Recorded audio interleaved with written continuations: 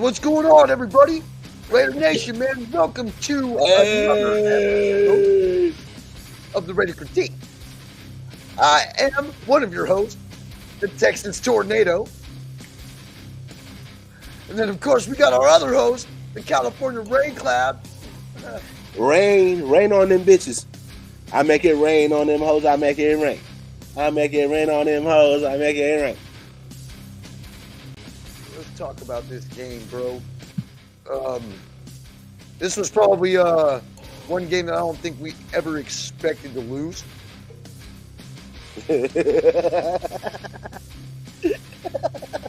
Even with Brian Hoyer, I would have never expected to lose this game. We fell to the Bears 30-12.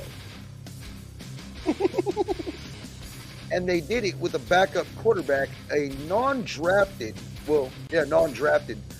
free agent quarterback who was from a Division II school.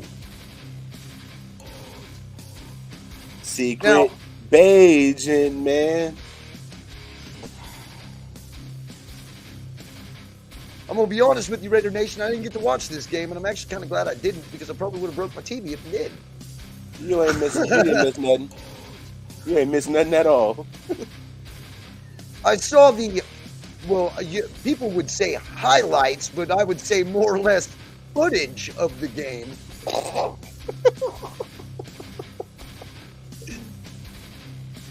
And how do you feel about it? I can tell you exactly how the fuck I felt about it. I'm sitting here looking at this team going, where's the offense?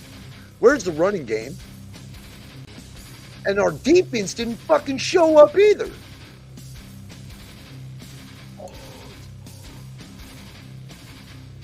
Same thing, man. We were talking about Marcus Peters giving up on plays. We saw a lot more of that.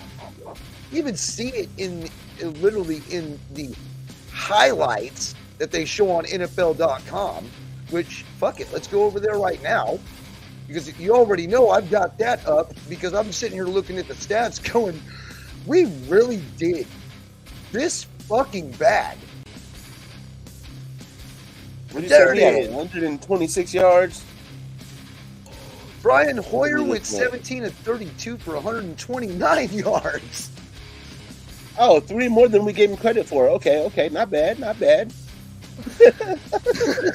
0 touchdowns and 2 interceptions. Hey, Ern, what was that shit you were saying last week about this dude being the next Rich Gannon? Because this don't look like Rich Gannon numbers. Hey, again, I find myself another week, I'm eating crow again. But you know what? It is what it is, because we say hot takes and we say crazy shit and we end up having to eat crow. It is what it is. It's part of being a fan. It's part of being a man. If you can't eat the crow, if you talk shit and you can't back your shit up, then you're not really a man. Right, Kojo? Sorry, my bad. Well, that's here nor there. I know that we all want to really try to be as optimistic as possible when it comes to this team, but a lot of us see that the writing is already on the wall.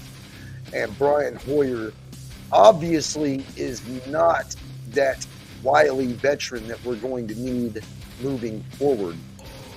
And our running game's not there. 11 carries for 35 yards for Josh Jacobs. That was our leading rusher. 35, bro. Oh. And it's not like he wasn't getting the rock. He got 11 carries, but you can't just keep on feeding him the rock at 3.18 yards per carry. And that's the thing. How are you supposed to give the man 20 touches a game when this is the type of numbers he's coming up with? Now, I saw on I think it was PFF that they were trying to rate our offensive line as within the top 10. I want to call it on that top one. 10 the back of my scrotum. I mean, there's no way you could consider this offensive line top 10. But you also I don't think Josh Jacobs is giving it 100%. 11 carries for 35 yards, man. Even I can get numbers. Critique, what would be his reward for giving 100%? Another franchise tag in the prime of his career? Yeah. That's literally, with this coach, how everything has been mishandled, which has been everything that we've been talking about. ever since this fucking dickhead took over last year that he was going to kill the chemistry of the team. Well, he did that in a year and a half. Jack Kenner, Alpha Kaji. We see y'all. Sorry we're not shouting y'all out, but yeah, we see y'all. What's going on, Rebel? Oh, yeah, man, I see all y'all in here, man, and yeah, Rebel too. Furpo, Aunt Six, D Menace. What's going on, brother? 303 Raiders, salute, bro. But looking at these numbers, man, our first drive, missed field goal. 7 plays for 34 yards for 3 minutes and 20 seconds. You're obviously not going to give a guy who hasn't won a game starting at quarterback in 7 years any type of confidence when your first drive is a missed field goal. And then they come out and score a touchdown right afterward. And how do we answer? We answer by punting the ball away in 10 plays. We only moved the ball 23 yards, so we got 1 first down. 23 yards in 10 plays. Maybe 2 first downs in that drive. Only holding the ball for 3 minutes and 4 seconds. Now, Raider John, I was watching Raider John earlier, and he kind of said it best, man. We came out, we threw it to Devontae Adams until we went 3 and out. And then we went out and we fucking did it again with Jacoby Myers. There was no mix-up in between anything, and that's why I don't understand how people can get behind this coach, because his play calling is as fucking suspect as John Gruden's was. If not worse. I was watching this video from this dude, Tape Don't Lie or some shit. Tape Don't Lie, yep. I was watching this video from today. Bro, all we're doing is running the same fucking plays over and over. We're running, on one side, we're running 3 wide receiver set. Okay, so you're running the 2 wide receivers on the right, and you're having Devontae on the left by itself with another tight end. We're running double digs on the right and sending Devontae on the fly on the left. And that's all we're fucking doing over and over and over, bruh. And it's like you can see, he was showing, they know our plays. They're running the DBs are running the routes for the receivers. See, that's coaching. That's coaching. And who's calling these fucking plays? If we have the so-called offensive guru, Josh McDaniels, it's 100% probably him, right? We can't really put this on Mick Lombardi. Can we, even though he's the offensive coordinator? Well, that's why he's there. So Josh McDaniels has somebody to blame. Everybody knows he's calling the plays. Well, you got Devontae Adams being targeted 12 times. Jacoby Myers being targeted 13 times, and then everybody else is 4 or less, including Hunter Renfrow, who was only targeted 3 times and had 2 catches. Which, by the way, Aiden O'Connell was the one to find him. You feel me? So that was one highlight that I did see that I actually like to see, is Hunter Renfrow was being utilized by our rookie quarterback, who probably should have started the game. Yeah. But I feel like when Devontae's being double teamed, which is all the time, and if they can take away Jacoby, wouldn't that be like the perfect opportunity to get Hunter involved? Isn't that the whole reason you have a 3-headed monster at wide receiver? But no, we're going to throw it to the rookie tight end. Rookie tight end actually looked kind of good, but he's getting still a rookie, and he hasn't proven himself to be that reliable third down threat that Hunter Renfrow has. Right. I can see that too, because Michael Mayer is no Darren Waller, regardless of what anybody wants to say out there. He's definitely no Darren Waller, and I'm not going to him every third down because I don't trust him yet. Exactly. He hasn't earned that. He hasn't earned that respect from, I would say the quarterback, but the quarterback hasn't earned respect yet. So I don't know. It's a hot fucking mess. But anyway, welcome back to Quarterback Purgatory, Raider fans that want to get rid of Derek Carr. And I said if we get rid of DC, you guys don't remember what it was like before DC. So shit, now we're just gonna be like on a timeline. Everything's gonna be before DC and after DC, huh? That's the sad thing about it. And I unfortunately do remember. I remember. God, do I remember. Quarterback carousel for decades. Decades. And we Not were one. cycling through 3 quarterbacks this season. Yep. And it kind of sounds like this year. It actually reminds me, this year reminds me a lot of years past before we found that franchise passer in All DC. eyes. But, I mean, it's here nor there. He's not doing well with the Saints, which sucks. And we're not doing well without him, which sucks. Because, but he's gone. And he's never coming back. At least not until he retires. And he might not even do that because of how bad he was treated over here. They say that if you stick around long enough, you'll be the hero at first, but if you stick around long enough, you'll end up being the villain.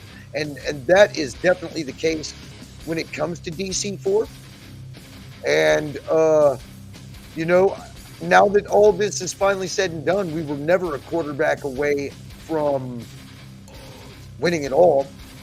But we were a quarterback away from either making or not making the playoffs. And that's kind of what we gave away. And I mean, we gave it away.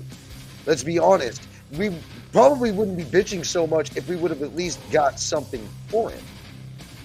We didn't Especially get when they were asking, 2 first-round picks. They were willing to give up 2 first-round picks the season prior. And we gave up, we just gave him up. And that, to me, was a huge red flag that this organization had no idea what they were doing. We go and look at the defense. We had nobody with no more than 4 tackles, and that's all I'm going to list about that because defense looked absolutely fucking horrendous this game too. How we got pretty much we got outcoached. We were outmatched by a quarterback, an Ivy League quarterback, pretty much, dude. Like the guy's in a 2A division school was the last time he started a game. What the fuck is Shepherd? Is that a college or Shepherd University? What is that? What is that? Never even fucking heard of that school. And this dude comes in, and of course, just like the Raiders always do, they let these no-name motherfuckers like Nick Mullins come in here and build a fucking name for themselves all at our expense. And Josh McDaniels has now, how many times has Josh McDaniels done something stupid like this? And no adjustments. There wasn't anything he literally got outcoached by a fucking team that is less talented than the team he possesses. I don't get it. This is his MO. This is what he does now. He did this in Denver, and he did this here. He's only been head coach in 2 places, and he's done this in both places. So this is his MO. This is what he does. Yes, it's exactly what he does. And nobody, finally, you see a lot of people coming around that Josh McDaniels literally needs to be removed. Now, I know I've already said that I don't want to remove him yet because I don't want to sit there and try to remove somebody in the middle of the year. But when I said that, we didn't lose to the Bears. That was fucking pathetic. How the fuck do you lose to the Bears? With a backup quarterback? Are you fucking... somebody pinch me because I've got to be in the fucking Twilight Zone. The worst part is, bro, Mitchell Wren said he has connections within the Raiders locker room. He said the locker room is gone. Nobody wants to play for Josh McDaniels no more. So which brings me to my next thing. So even if we do lose out, and we are able to get motherfucking Caleb Williams, what happens when Caleb Williams gets here under Josh McDaniels, bro? Do we really want Josh McDaniels coaching Caleb Williams? I don't want Josh McDaniels even coaching Aiden O'Connell. And see, he's already destroyed his confidence. You see how he looked the first game? He looked like he was ready to go. Hey, what's going on, man? That game against the Chargers. I see some new faces jumped up in here. Cool Kev, Jack, Kenna, OG, man. It's good to see you. What's going on, Jerry? Cool Kev, Jack, All OG. eyes on G, Raphael. Of course, our brother Apakasi. Man, I'm going to start getting to y'all because, I am so terrible with the chat, guys. I suck with the chat. You know what I mean? Purpo would feel carved us up even more? I think so, because he's just starting to get that connection with DJ Moore, and they're becoming dangerous now. So I think it would have been even worse. Dude, it probably would have been worse. Because I don't think, we didn't even, just like you said, which was crazy, Ern, you called that shit, that Donta fucking Foreman was going to run all over us. And by God, he did, man. We gave up 4.9 yards a carry. Exactly like what we did against Buffalo. We gave up a shit ton of yards every time he touched the ball. And he's, what, a third-string running back in So, that Christine, system? I wanted to address that. Like, everybody says he's a third-string running back. Dude, wasn't he a fucking Super Bowl running back for the Atlanta Falcons? Didn't he play in that Super Bowl they lost to the Patriots? I thought he was their starting running back. If I'm not mistaken, I could be wrong. I thought he played for them right around that time. You know, you could be right. And I don't remember all that fucking far back. I mean, I try to, but not when it comes to other teams and where they were at.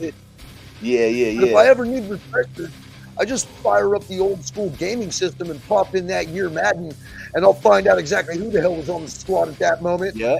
You're like, oh, okay, yeah, I remember that motherfucker. You know what I mean? Hey, Jack Kenneth says McDaniels hasn't learned anything since the Donkeys. Not a leader of men as a head coach. Just facts. So when he came over here from New England after he left the Donkeys, he said his main thing that made him unsuccessful in Denver was that he knew football, but he didn't understand people. But now he understands people. After seeing what you guys have seen for this last year and a half, do you guys think he knows people? Or was he just lip service to get another job?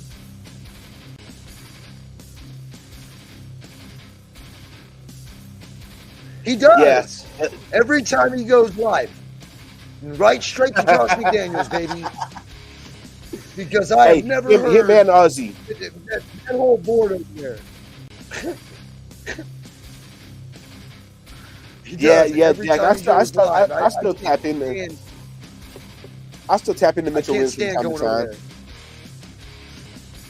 I know going over there on fucking DSR, bro, makes my fucking. I mean, there's only a select few I'll watch, man. Like I'll be sitting there bored. Like, I just watched Mitchell Wins back in the day doing the Chucky head shit, and I was just like, this is fucking lame, you know? Yeah. But what's even lamer than Mitchell Rins, which is sad to say, is this Raiders offense and this Raiders coaching.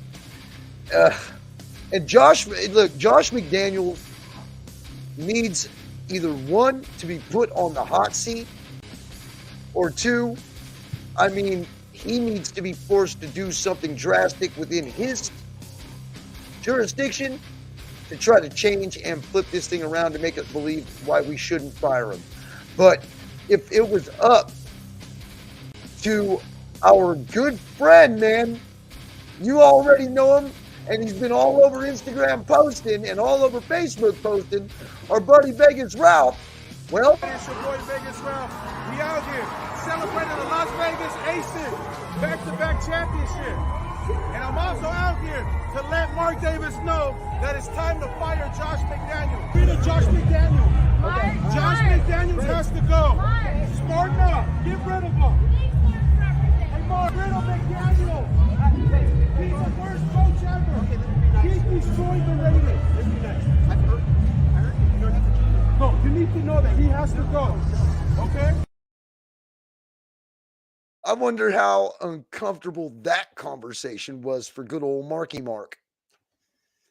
So what I feel like it's mission accomplished right now, but like, so we definitely got acknowledgement that we're being heard now. He's like, you know what? Let's be nice about this. I heard you. You don't need to say it over and over. So we know that you hear us now. You've heard us talk, so we know that you heard us. Now, if you sit on your hands and continue to do nothing, that'll tell us a whole fucking lot. Hey, first off, you've heard what your fucking people are saying. Now take action. My bad. Go ahead. Yeah. First off, I want to applaud Vegas Ralph for being able to at least stand there face to face with the guy who got him kicked out of that game last year. Oh, that's who got kicked out of the game last year? Yes, sir.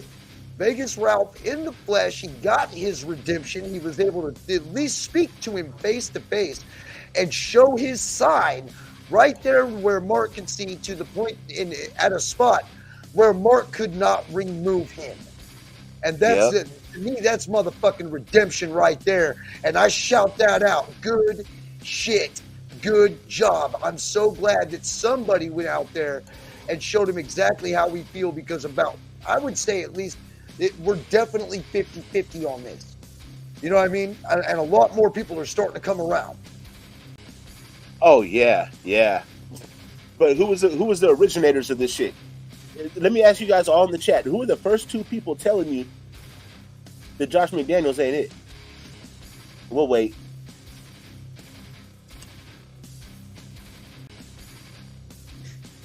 None Anybody other than the Texas tornado and California rain clouds. They make it rain on them hoes. They make it rain.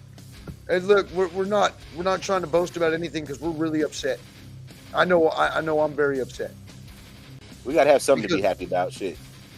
The only thing that we are, the only thing that we can be happy about, and it's the sad part about it, is that if we score 13 points a game, it's nothing to be happy about. Did you say 13 points a game? 13 points a game. I don't know if that's what we're averaging. Wait. Can you say it again real loud for the people in the back? 13 points a game. 13 points a game, bro. We're celebrating 13 points a game, and it could get worse. It could get a whole lot worse. I remember when we were celebrating first downs. That was a long time ago. And I damn sure don't ever want to go back. You know? And it looks like that's where we're headed. Those days are coming. Those days are coming. But we're going to weather the storm. We'll be here.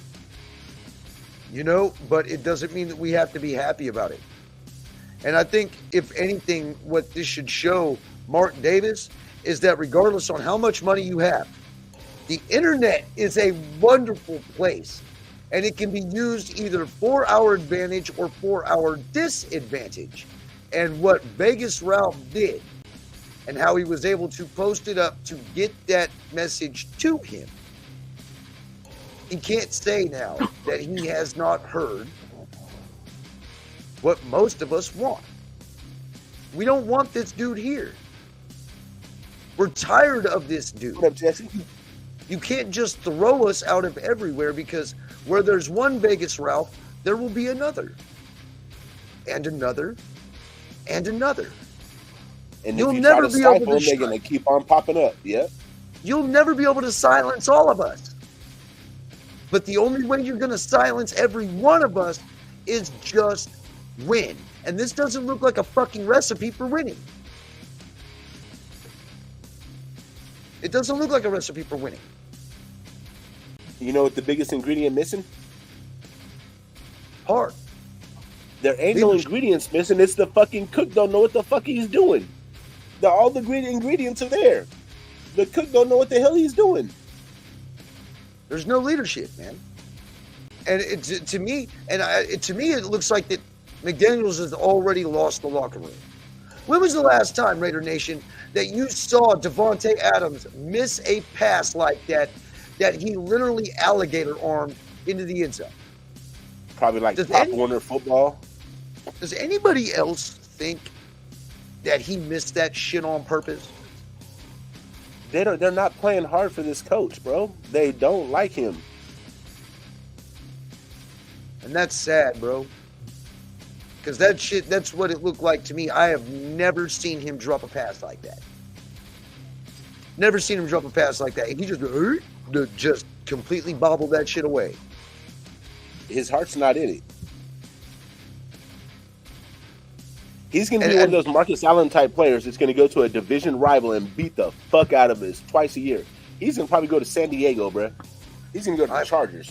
Fucking hope not. Because, dude, there's no way that team needs to be any more beastly than what the hell they already are. And they're already at a point where they've got a coach like us. They want him gone, too. You know, supposedly he's a trash coach. and they can't win any games. Let them get a real coach like Sean McVay, bruh. They'll be a fucking powerhouse. Right. And supposedly Jim Harbaugh is going to be on the market. And I've heard a lot of mixed signals throughout Raider Nation on whether they would want him or not. I'm honestly, at this moment, I would take him over Josh McDaniels. But I know The that problem with Harbaugh, Martin Davis is going to have to shell a lot of money to get him, right? oh, most definitely. The problem with Harbaugh is he's a hard ass, and that's the problem they say with McDaniels is he's a hard ass. But it just seems like Harbaugh's a hard ass that the players love to fucking play for. It's just like a different kind of hard ass. You know what I'm saying? Most of my coaches motivated me. And they motivated me with constructive criticism.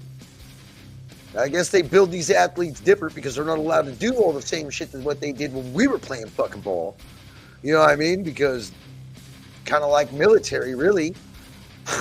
You know? Yeah. Yeah. Military with contact.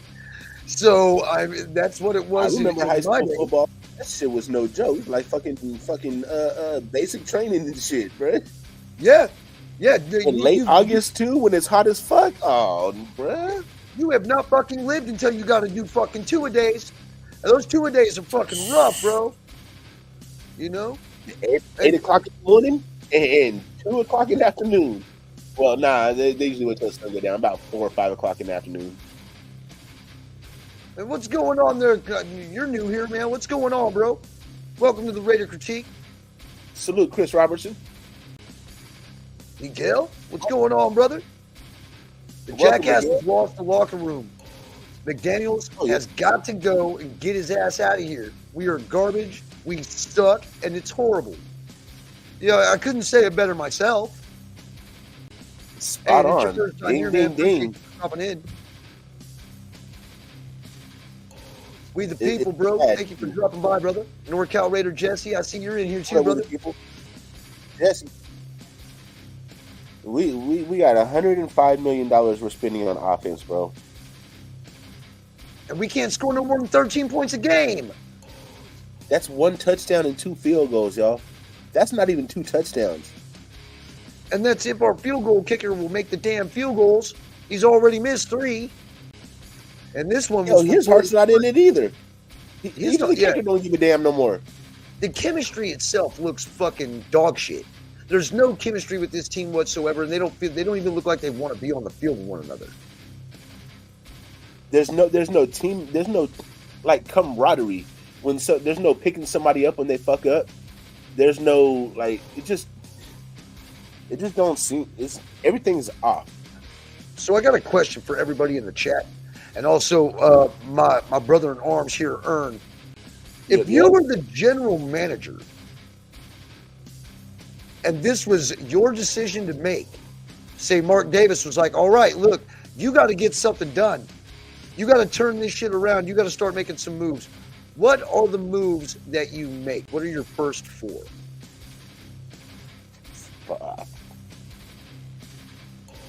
First 4. I mean, it's easy for me to say because I'm just a Madden dude. My first thing I'm doing is getting rid of this coach, and I'm promoting Patrick Graham or Rob Ryan to head coach, whichever one the players respond to better, to get through the rest of the season as a bridge to get to maybe Harbaugh, maybe interim head coach can turn it around and get us to the playoffs like Rich Bisaccia did, and then I have another decision to make. Do I keep the interim head coach? But that would be the tentative plan. That's the first 1-2 moves. Third move, I don't know. Like, it's crazy because the trade deadline is in the middle of the season, so it's like right at the point where you don't know if you're going to be good enough to make the playoffs or if you're not. So I would say I would start rebuilding, trading away talent and trying to stack up for more talent. This year, I mean, if Devontae wants to be gone, this is the ideal time to do it. We're gonna have a top 5 draft pick. Now, if you can couple Devontae with the top 5 draft, I mean, if you can trade Devontae and get a first round draft pick, hopefully in the top 15, couple that with your top 5. What up, Nate? Then you can get up to like maybe, number 2 from the Bears. I don't think the Bears are going to take Caleb. So if you want to trade up for the number 1 and number 2 pick, it's going to be a high price. But I think there'll be sellers right there for those picks, for either one of those picks. So you can get up there and get Caleb. But my thing is, like, if you're going to get Caleb, you got to get rid of this coach, and you got to get somebody in here that can work with quarterbacks. Some kind of quarterback guru. Some kind of way, maybe try to get Joe Burrow's quarterback coach over here as the offensive coordinator, or Patrick Mahomes' quarterback coach, or I don't know. I'm not saying definitely go get these guys. I'm just saying like a plan, something I would look into. Caleb Williams is not whack, bro. Caleb Williams is a multi-time Heisman Trophy winner and might even win it again this year. He's pretty much the truth, bro. He's like the best quarterback coming out in the last 5 years or so. Yeah, from what I hear, though, he may just wait one more year. If the Raiders have the number 1 pick, I would wait another year. Yeah, my bad. Yeah, hey, shit. And it's look, losing to the Bears, like, this shit's not impossible. If we wind up losing to the Giants, all right, does this guy keep his job? I mean, literally, if we lose to the Giants, because we have to play the Giants this year. Good point, does this guy lose his job?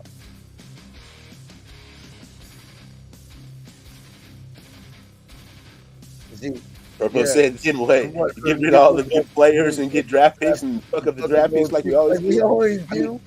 Good fucking point, bro. I mean, he put me on the spot and had me come up with something hella quick. That's what I had to come up with something, bro. Well, the first thing I'm doing is I'm going to my head coach and I'm telling him, you've got to turn this around, and if you don't do it within 2 games, you're fucking out of here. He doesn't turn it around in 2 games. I publicly come out and fire his ass. And with the overhead projector, Al Davis style. Pretty much. You got to put him. You got to put it publicly out there that you have. For one, go out there and address your fan base. We are aware of the situation. We are doing everything that we can to go ahead and isolate the situation and make this better for all of us. And then give the coach a 2-game notice. And if he fucking bombs, then you go ahead and Patrick Graham, regardless on how it can be argued on how good of a coach he is, that would be my first choice, because I'm not using Mick Lombardi. That dude doesn't even come on. I mean, he can go with McDaniels. He can go with McDaniels. I mean, the offense is lackluster. I don't want anybody who has been responsible for the offensive side of the ball this year to even think about being the head coach of this football team. So I'm upgrading Patrick Graham, and then I'm getting rid and releasing Jimmy Garoppolo. Bye-bye, Jimmy. All right? I'm going to save that damn money. All right? And then if I've got to sit there and Hoyer too. Okay? I mean, I'm getting rid of both of those fucking guys. I would rather have Teddy Bridgewater than fucking Jimmy Garoppolo. Oh, I would. Teddy's, yeah. I mean, at least he's serviceable. I'm sure that there are guys sitting in free agency right now that are serviceable who are not a part of this Patriots B team bullshit. Jameis Winston seems like he's going to be available. He's not happy in New Orleans. Something to check out. I'm not a real big fan of Jameis Winston, but I'm not a real big fan of Jimmy Garoppolo. I mean, literally, it is what it is. And I'm not a real big fan of Jimmy Garoppolo for quite a few reasons. Because he's soft as baby shit. The dude does That's my biggest thing. Stay healthy. And then, to me, he doesn't have any heart. Because if he had heart, he wouldn't be laughing on the sideline when your team's in the NFC Championship game. You can't fucking play, and you're over there laughing while you're losing. That's a tall-telling tale and a tall-telling sign of what type of person he actually is. And I wouldn't want that dude leading my team. Hell, I wouldn't even want him walking my dog, let alone leading my football team. Not even cleaning the pool. Oh, my bad. Like, it's real talk, man. Like, this dude is, like, if we're going off of, just what we know, doesn't seem like a very good guy. You know what I mean? And he doesn't seem like he wants to win. Because if he wanted to win, don't you think he would have done it in San Francisco? I mean, they gave him a shit ton of money to fucking be their starter for how many years after leaving New England? Bruh, they did, huh? They gave him over $100 million. I forgot about that. They gave him a shit ton of money to be there, and he didn't win shit for them except for maybe a few NFC championships. I mean, and this is what we put our faith in because, let's be honest, we're blind when it comes to all these front office moves. We don't know what it entails, but how do we know that we could have even wanted to get any players over here because they didn't want to play for Josh McDaniels anyway? Wait, but Jimmy's a winner though. Well, Jimmy ain't doing much winning over here, especially remember that with argument sitting on the bench, fucking broken. Remember that argument when we was like, "Oh, but we're gonna get Jimmy. We got rid of DC to get Jimmy, but Jimmy's a winner. Look at his record. He wins. He does this. He has this percentage of deep passes and what's all that doing right now, bro?" Well, when the formula is right, and it's sad to say because when you have a coaching Shanahan staff, knew how to use them. Exactly. When you have a coaching staff that's coherent and understands the game of football and understands that you base your scheme around your players' strengths, not the other way around, and you don't try to force shit. Who is it was saying it? Trying to force fucking round pegs in square holes. It's a fucking goddamn, that's forcing that shit, and that's literally what it is. And it showed because we literally got our asses whipped by a 1-5 football team that had a quarterback from a second division college, an undrafted free agent. It just says it all. Man. And it's just like what it was against the worthless piece of shit Rams when they brought in Baker Mayfield and he had no idea what the playbook was. Oh my God! Shit out of us. And then fucking, let's see, what else did Josh McDaniels do? There was another one. Hey, didn't Andy Dalton kick our ass last year when he was when we played the Saints? Right. Andy Dalton, or was that Jameis Winston? Who was that quarterback? I think it was Andy Dalton, the Saints quarterback. It's rough being a Raider fan these days, y'all. And exactly. We ain't going nowhere though. Right on the head, dude. Anyone can win playing quarterback in San Francisco. Hated that stupid argument people were making because it was a dumb fucking argument. It was an illogical argument, and what it was is an excuse. It was an excuse to cover up the fact that we literally made a lateral move. But the problem is that the lateral part didn't mean injury. Derek Carr would play through injury. Broken neck, broken back, broken finger. You could always count on that guy to get right back in the game. It was really hard to get guys in here who wanted to be here. And that's why I never understood why we did him the way we did him. But, like I said, I'm not going to fucking boil myself about that because it's not like I'm going to put on a Saints jersey and start doing a Saints podcast because Derek Carr got traded. So bow. I'm a Raider fan. I'm a Raider, not a Kardashian, not a Kardashian. I'm a Raider. I understand. And I understand the point that he was making, but it's like, bro, that's just going just a little. That's a couple steps too far, big dog. I understand the intent, but you're doing too much with that, bro. You overstand. I mean, look, I understand. You got 50,000 subs, and you built your fan base pretty much. I did it on the rant that I did last on this channel. I talked about it, and he just, we don't have to mention any names. Y'all know who it is. They got memes everywhere about it right now. Poor guy. I'm pretty sure he's probably trying to lay low, but I ain't gonna talk about him because I still like dude, but it's just that I got to be honest, bro. Whether I like you or not, you do some stupid shit. That I got to say that was some stupid shit, bro.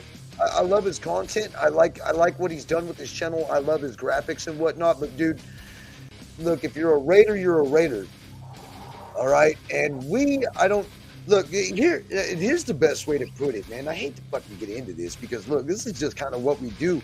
When football's not really interesting to talk about because we suck so fucking bad, we do this instead.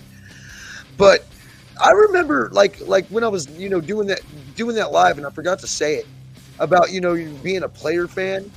Early adolescent. In my adolescent life, like being a player fan.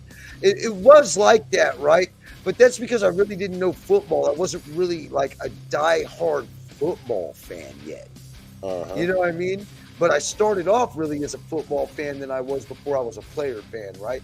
So it's kind of what it reminds me of, man, is like maybe these guys on how they're acting when it comes to like that dude leaving and how they're following him and now they're wearing his Saints, jersey and they're doing podcasts on the other team now and things like that. Do you guys think that it's possible that they're just becoming NFL football fans because the Raiders moved to Vegas? Because of the mentality he's presenting, that's the kind of vibe it gives off.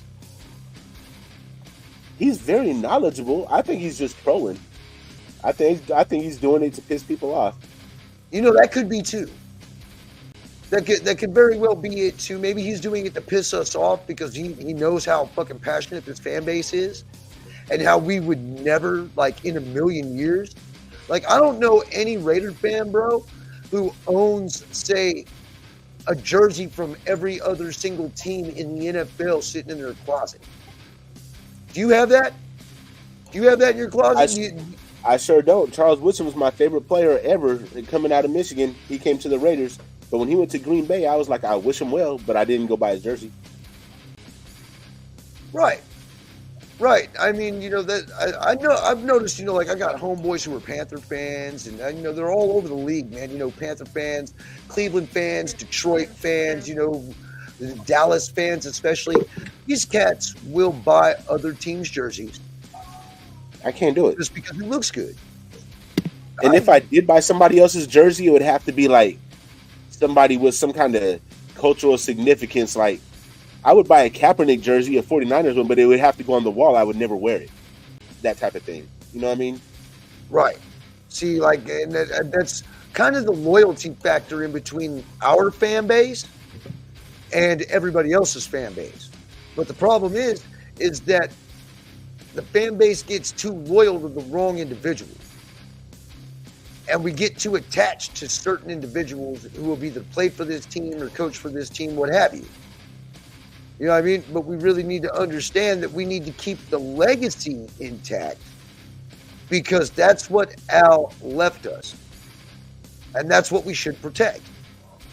Yeah. If the dude is not cutting it and we are not committing to excellence, shit rolls downhill.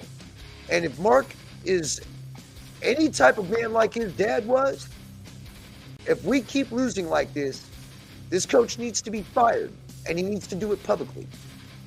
Why are the players held overly accountable, but the coach gets away with any fucking thing he wants? See, and that's something I'll never understand either, because Gruden got a lot of slack when he was here too. The second time, Gruden accepted responsibility, though.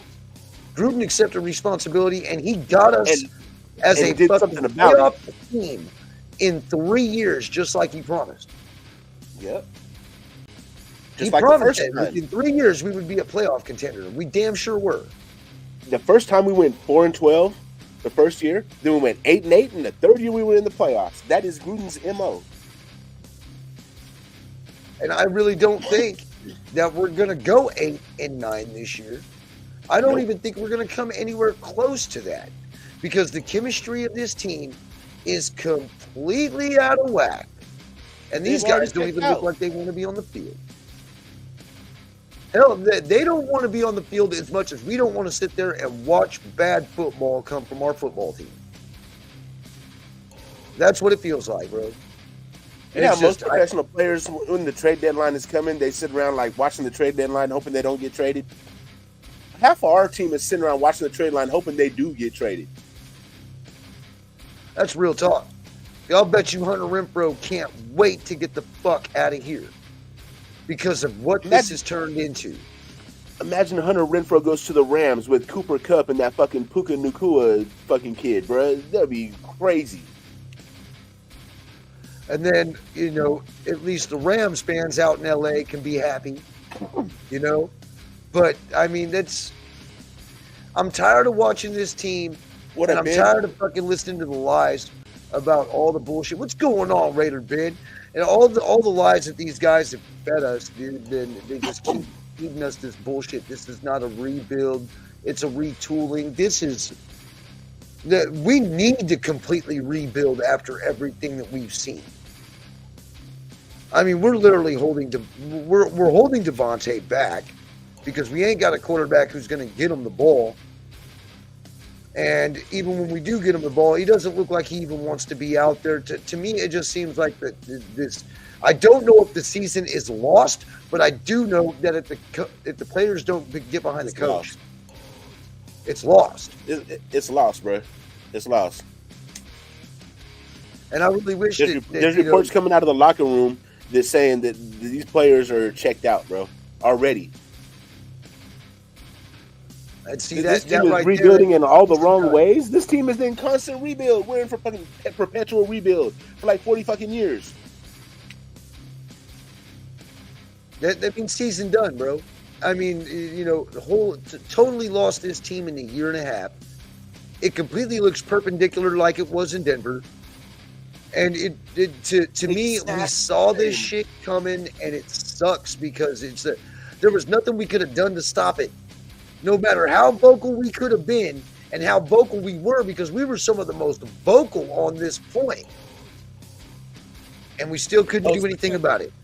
Speaking of us being vocal, hey, Ben, I know you didn't want to hear it. You don't want nobody to tell you I told you so, but guess what? Motherfucker, I told you so, my nigga. I told you so, I told you so, I told you so, I told you so. Okay, shit sucks. It does, and it's bullshit because fucking I of all people wanted to give this coach at least some type of chance. But man, I don't know if I can go through this anymore. Like, not with this coach. I would rather have Rich Bisaccia back. Did you see how Rich Bisaccia and Max Crosby embraced each other during the Green Bay game? Yep. Man, Mark made the wrong goddamn choice. We should have kept Rich. And honestly, if I was the general manager and I could have waited all the way up to the end of the season to fire this son of a bitch, I would fire his ass, and the first thing I would do is I'd get on the phone, I'd be like, hey, Rich. Name's Nate, man. I'm the fucking general manager of the Las Vegas Raiders. Now, I know you left out of here on a pretty bad note, but how much would it take to get you to come back here and be my head coach? And you know what I would say? You know what I would say if I was Rich Bisaccia? I would give him the Tom Brady quote. You want to go with that other motherfucker, huh? Go with him.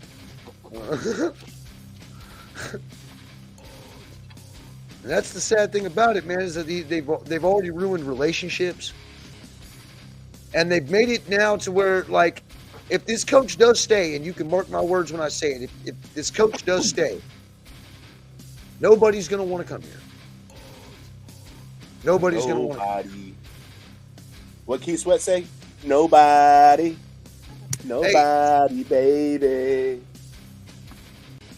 But Rich B was a motivator of men,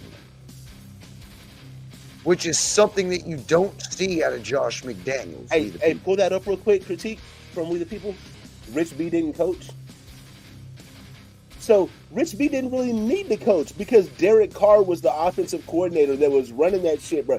He's the one that got us to the playoffs.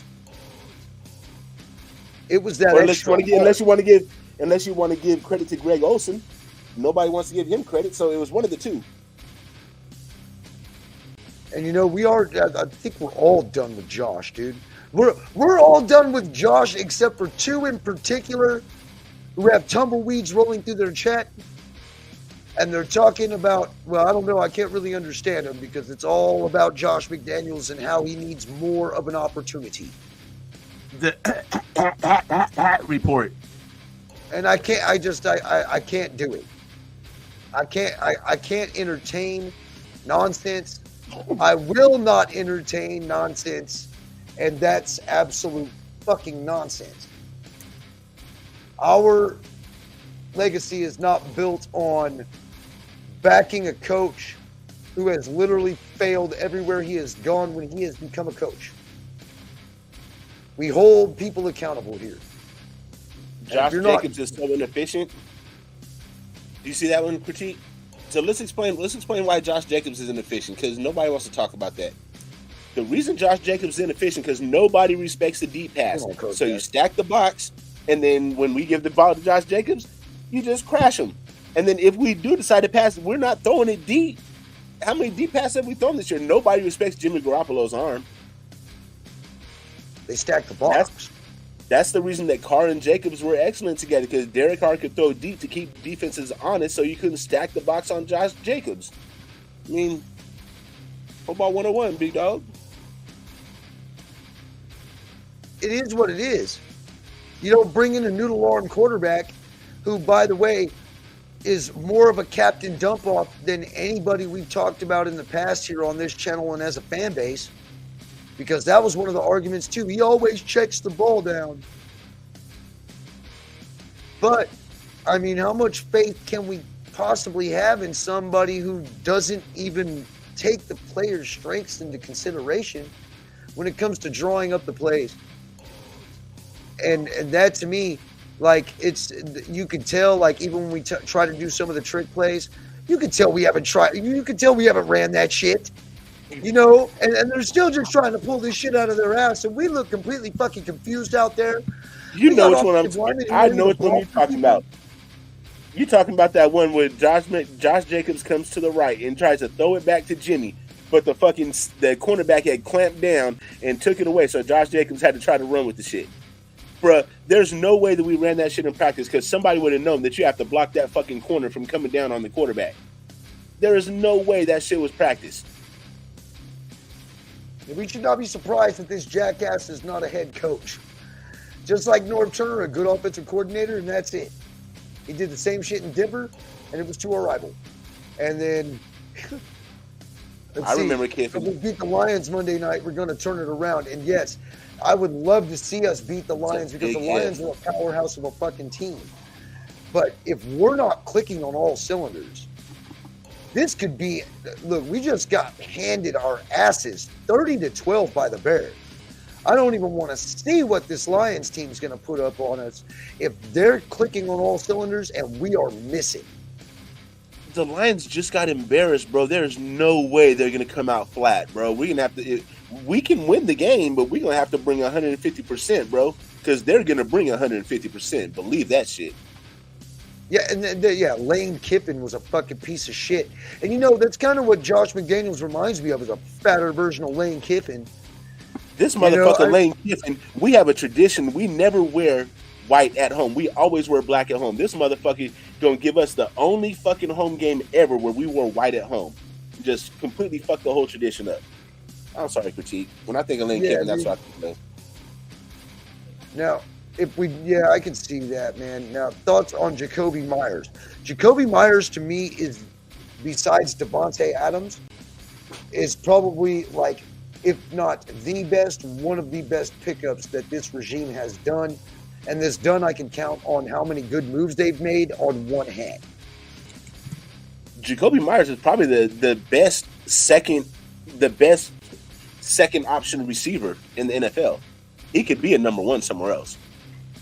Definitely. Matter of fact, let's be honest, he might be the number one here right now, because we're focusing more on him than we are Devontae. And we were sitting there saying, man, that we had literally on paper the number one wide receiver core in the league. And I still think we do. If we were to utilize them correctly. Yep. 1, 2, and 3. You know, here you go. Here's one. If we beat the Lions, I'll have some confidence, but I think we're going to get smashed, to be honest. Yes, see, and that I will have some confidence if we beat the Lions too. But That'll be a even big beating measuring them by stick. 1 point, even beating them by 1 point would be ideal. But is it going to happen, man? I don't know. I really don't know. Especially knowing that they got smashed and that they're going to probably come out hot. That's one. I mean, And let's be honest, the team that beat them is built nothing like us. That is probably the best fucking running quarterback team in the fucking league in the way their offense is built too. We're nothing like them, bro. We're not going to be able to execute like they did. They lost to the Ravens. We're nothing like them. And I could definitely side with We the People too. We normally lose games that we're supposed to win, and barely skate by and win games that we're supposed to get blasted. And I can only hope that this is what we're going to do. But to me, the coach doesn't motivate the players. And if the coach doesn't motivate the players aren't going to be motivated to play. They're just going to go out there and go through the motions. So, I mean, they better set a fire underneath this team's ass. They better do it real quick. And I think that the only way that they do that is by doing something drastic, getting rid of the coordinator, getting rid of the coach. You know, something's got to be done, or at least a fucking public press conference, for Christ's sake. Just address the situation, because I'm sure more than half of us are tired of seeing this guy come out here, preach the Patriots way, but try to use the Patriots B team to do it. Fuck this coach, man. This coach sucks. He's a piece of shit. He should have never been here to begin with. Dude, I was hoping that he would have stayed with Indianapolis, because then he wouldn't even been a fucking option. You know? Wish he went to Kansas City, shit. Well, and you know, and here's the thing, man. When it comes to a coaching staff, it doesn't normally always fall on one guy. It's a collaboration of all of them. You know what I'm saying? They all have to be able to work well together. So as the head coach, and you're pretty much given the opportunity like what Mark Davis will give you, which is pretty much free reign and free roam to bring everybody in that you want. It is up to you to bring in guys that you know that you are able to work with and that you know that you are able to succeed with. Now, do I believe that this is what he was trying to do? Yes. Did he ultimately do that? Absolutely not. He did not do that. He got free reign and fell flat on his face. So I got a question. So do we want McDaniels gone, or do we want Ziegler gone? Or do we want both of them gone? Is it a package deal? If one goes, does the other go too? I mean, these are questions that only Mark knows the answer to. If Ziegler says, you know, if he goes, then I got to go. Pack your shit then, bruh. Because, no. Look, as much as people fucking hate Jack Del Rio motivated this team all up until the point when he lost the locker room over that bullshit kneeling shit. You know what I mean? And I don't think... And he was quick. Mark was quick to draw the fucking gun and fire fucking Del Rio that quick. What does fucking McDaniels have over Mark that Del Rio did not? Because I think that there's got to be something there, because that's the reason why he's not gone yet. That's a good question, bro.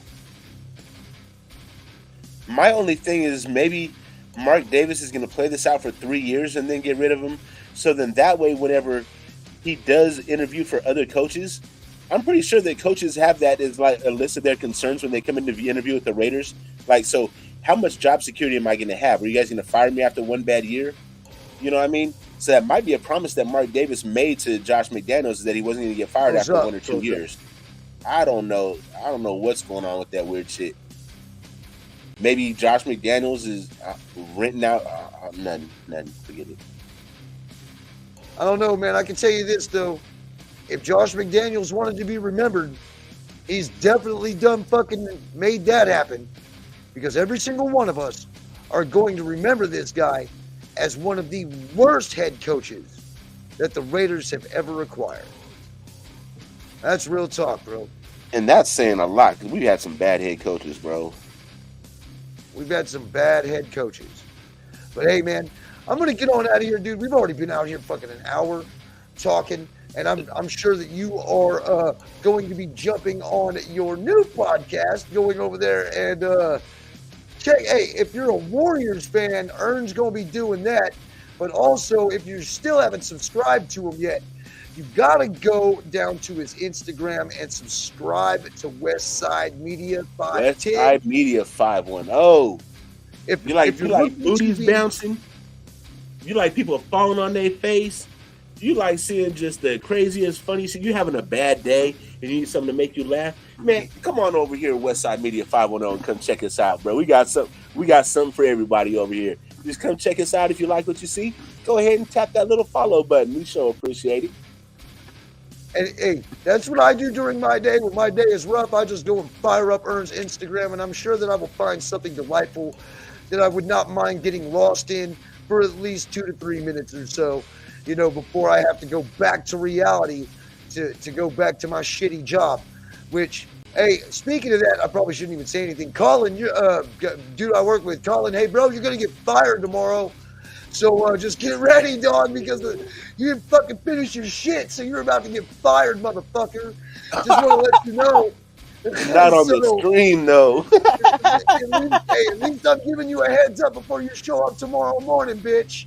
So, don't you get for not finishing your job. So, holy shit. Hey, holy anyway, shit. Man, I'm ready to riot gun, man.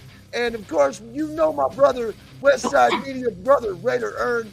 We are known as the Texas tornado and the fucking California rain cloud. But hey, we make it rain on them hoes. I make it rain. We warned you we were coming. You guys just didn't seek shelter, man. Instead, you sat outside and you drank the corporate Kool-Aid because the organization wasn't firing off the alarm. We told y'all this shit was coming, though, guys. Didn't want to listen to us. Now we all get to fucking experience it together. Well, I'm pretty sure that this should draw us a lot closer together, because I think we're all going to feel each other a little bit better after we go through this turmoil here, man. I really do. And that's all I can hope for. Because it's this going to division, weed out the fake ones.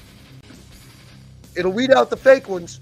I'll tell you this, with us losing like this, only the real ones are going to stay. And you can believe that. That's real talk. You know what I mean? It's not in how good you win. It's are you going to stick around when we start losing? And my friends, we're there.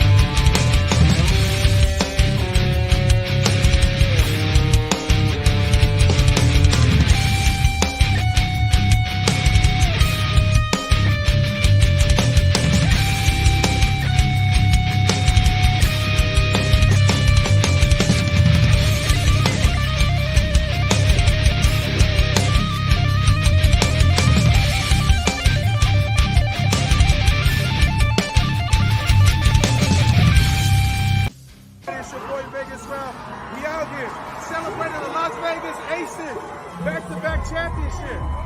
And I'm also out here to let Mark Davis know that it's time to fire Josh McDaniels. Get it, Josh McDaniels. Josh McDaniels has to go. Smarten up. Get rid of him. Hey, Mark, get rid of McDaniels. He's the worst coach ever. He's destroyed the Raiders.